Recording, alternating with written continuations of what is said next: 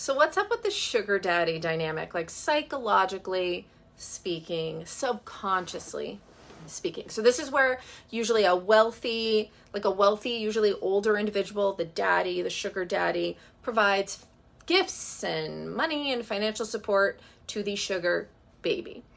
And this can be in exchange for sex, but it can also be exchanged for non-sexual reasons, for companionship, for friendship, for attention, for time. And it's very complex and multifaceted, and I can't put everybody in one boat.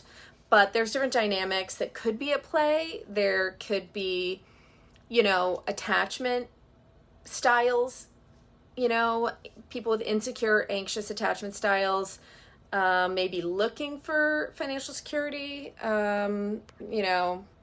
but really thinking about the dynamic of the actual, the sugar daddy. Many people with a lot of money have learned to value themselves based off of their money. And it's understandable to have pride in making a lot of money, right? But then a lot of people then learn that people value them based off of their money. Money gives them power, but also that is often the dynamic that they feel they need in order to be appreciated, right?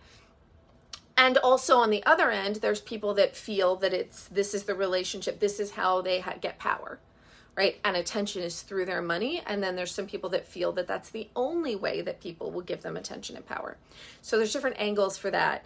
And so for many people, this is the way that they get attention. They may not even need sex, but they may want attention and the idea almost of a girlfriend experience. And some people want it for sexual experiences, and they like to lavish gifts on people because they like the attention and the response that they get from those gifts. It makes them feel big, it makes them feel important, and they appreciate their own money. They find it to be very important to them, and so therefore they expect that it's important to other people, right?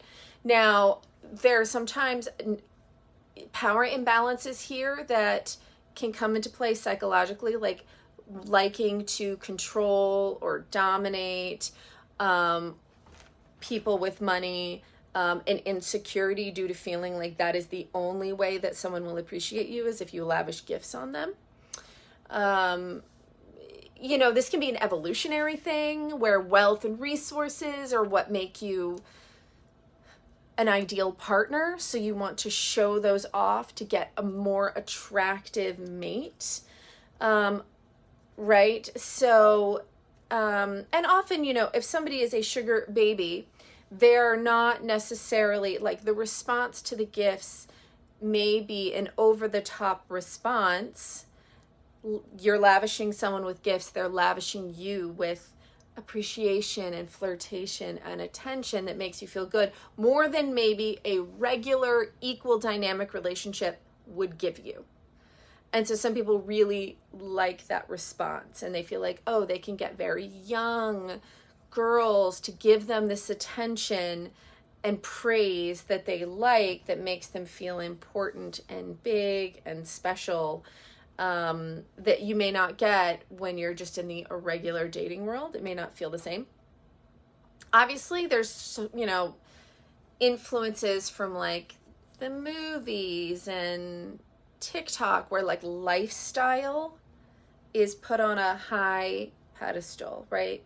There's people out there like doing fake pictures with not fake pictures, but real pictures with fake private jets, right? Because lifestyle is put on such a high pedestal now, so that people that do have the money to lavish gifts on people may feel like that makes them powerful, because that is something other people really, really want. They have something that people want, so they enjoy the process of giving it to them because of the praise that they get back.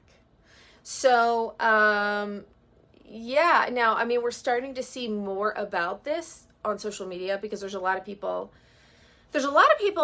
bragging on social media. I'm seeing a lot of people making posts where they're like, oh, I met a guy and he bought me this Hermes bag and I did all these things, but they're not mentioning that either they're escorting or they're in a sugar daddy relationship that is specifically set up for that, whether it's sexual or not. Because there's like websites you can go to where you can find these relationships and you can be a sugar baby and you can look for a sugar daddy and whatever.